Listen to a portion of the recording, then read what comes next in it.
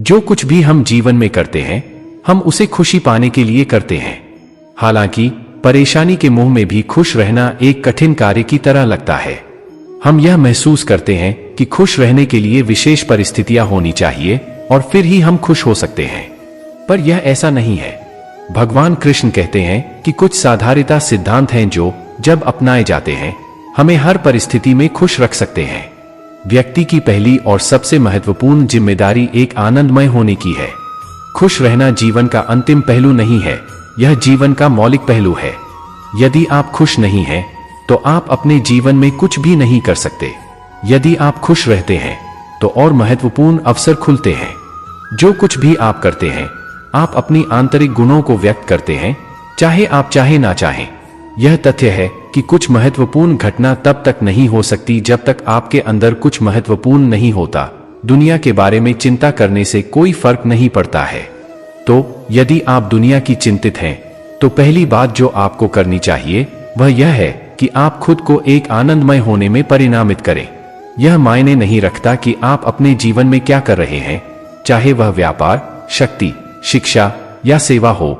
आप इसे इसलिए कर रहे हैं क्योंकि आपके अंदर एक भावना है कि यह आपको खुशी लाएगा। जब आप बच्चे थे तो आप स्वाभाविक रूप से खुश थे। खुशी का स्रोत आपके अंदर है और आप इसे एक स्थिर अनुभव बना सकते हैं। आज हम इतनी तेजी से खुशी खोज रहे हैं कि खुद जीवन खतरे में है।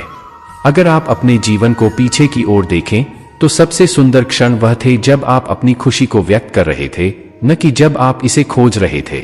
जो भी आप बचाते हैं वह कभी भी आपकी गुणवत्ता नहीं बनेगा, वही आप फैलाते हैं। अगर आप अपनी खुशी को जीवंत रखते हैं, तो आपके जीवन के अंत में कोई नहीं कहेगा कि उसने अपने अंदर थोड़ी सी खुशी बचा ली थी।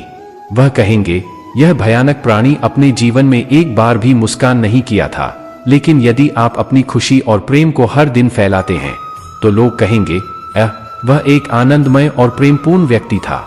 जीवन में जो कुछ भी करें, उसका उद्देश्य एक ही है, खुश रहना। चाहे यह धन कमाने, करियर बनाने या किसी भी क्षेत्र में शीर्ष पर पहुंचने के बारे में क्यों ना हो, व्यक्ति जीवन में सब कुछ खुश रहने के लिए ही करता है। क्योंकि वह जो खुश है वह स्वस्थ भी है, और जो खुश और स्वस्थ है वह किसी से भी भाग्यशाली है। हम तक यह समझने तक जब तक हम यह नहीं समझते कि खुशी क्या है, हम खुश रहने का तरीका नहीं जानेंगे। इसलिए हमें यह समझना अत्यंत आवश्यक है कि सभी के लिए खुशी एक समान नहीं है। यदि एक छोटे बच्चे को सड़क पर चलते हुए एक 10 रुपए का नोट मिलता है, तो वह बहुत खुश होगा। एक बड़ा व्यक्ति एक 10 रुपए के नोट को पाने पर इतना खुश नहीं होगा। अगर आप किसी लड़के या लड़की से प्यार करते हैं और अगर आप उनसे शादी करते हैं, तो आप खुश रहेंगे। अगर लड़की या लड़का किसी और से शादी करता है, तो वह इतना खुश नहीं रह सकता। इसलिए केवल आपको ही पता है कि आपको क्या खुशी देता है। कुछ करने से, किसी से मिलने से या कहीं जाने से आने वाली खुशी सच्ची खुशी है। इसलिए हर किसी की खुशी अलग हो सकती है, लेकिन खुश रहने के नियम सभी के लिए एक समान है।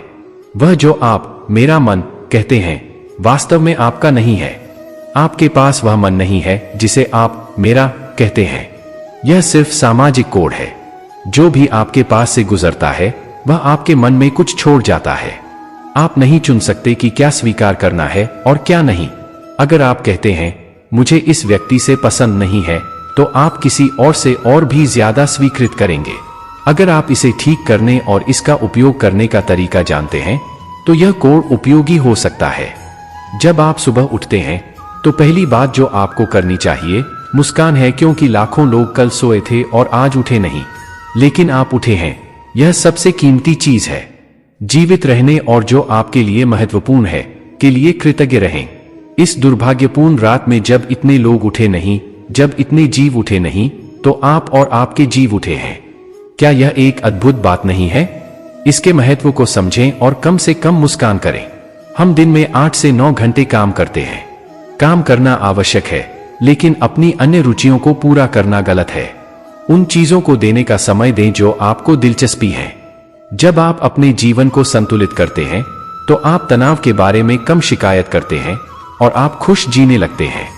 उन सभी भूतकाल की घटनाओं को भूल जाइए जिन्होंने आपको अपने जीवन में उदास किया। उन लोगों को क्षमा करें जिन्होंने आपको दुख पहुंचाया। अपनी गलतियों को भूलें, लेकिन सीखना न भूलें।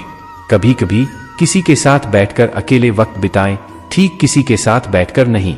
अपने बारे में सोचें और याद रखें कि इस क्षण में आपके पास फोन, लैपटॉप या दोस्त नहीं होना चाहिए। थोड़ी देर के लिए अकेले वक्त बिताएं। अपने साथ समय बिताने से तनाव कम होता है और आप खुशी से जीना शुरू करते हैं। खुश रहने के लिए दूसरों के बारे में अच्छा बोलना महत्वपूर्ण है।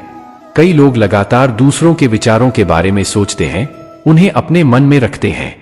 खुश रहने के लिए नकारात्मक विचारों से दूर रहें। सकारात्मक सोच आपको कठिन परिस्थितियों से बाहर निकलने में मदद करती है। दूसरों से उम्मीद रखना बंद करें। अगर आप जीवन में खुश रहना चाहते हैं तो दूसरों से उम्मीद रखना बंद करें। एक दिन एक कौवा आसमान में उड़ रहा था, प्यासा और पानी की खोज में है। चारों ओर घूमते हुए यह एक घर के पास पहुंचा जहां भीड़ थी। लोग बहुत सारी तस्वीरें खींच रहे थे और कोई अनाज फेंक रहा था। कौवा ने एक मोर की पिंजरे के पास एक बड़े पत्तल की प्याला देखा। लोग खुशी से तस्वीरें लेते थे और मोर अपनी पंख फैला रहा था, सभी को खुश कर रहा था। कौवा ने इसे देखकर दुखी महसूस किया। उसने इस इच्छा की कि वह मोर की तरह होता, बिना अनाज और पानी की खोज के संघर्ष के। हालांकि कौवा ने देखा कि मोर अकेला एक कोने में बैठा हुआ दुखी और रो रहा था। कौवा ने पिंजरे की ओर बढ़ते हुए पूछा, हे मोर, तुम क्यों रो रहे हो? तुम्हारे पास तो जीवन में सब कुछ है, खाना, पानी और तुम्हारी देखभाल करने वाले लोग।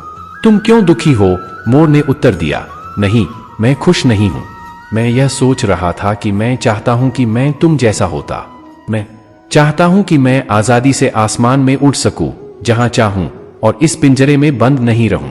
मैं चाहता हूं कि मेरे पास वह स्वतंत्रता हो जो तुम्हारे पास है। कौवा ने समझा कि हर किसी को जीवन में कठिनाइयां होती हैं, और जहां किसी के लिए खुशी है, वहां किसी दूसरे के लिए दुख हो सकता है। कौवा ने समझा कि उसके जीवन में उड़ने और जहां चाहे जाने की स्वतंत्रता थी, वही उसकी खुशी थी। उसने समझा कि खुद को दूसरों से तुलना करना और असंतुष्ट होना आवश्यक नहीं है। आखिर में कौवा ने यह सीखा कि सच्ची खुशी वहां से आती है जो व्यक्ति जो कुछ है पर संतुष्ट है। वीडियो अच्छा लगा हो तो कमेंट में लिखें, राधे राधे।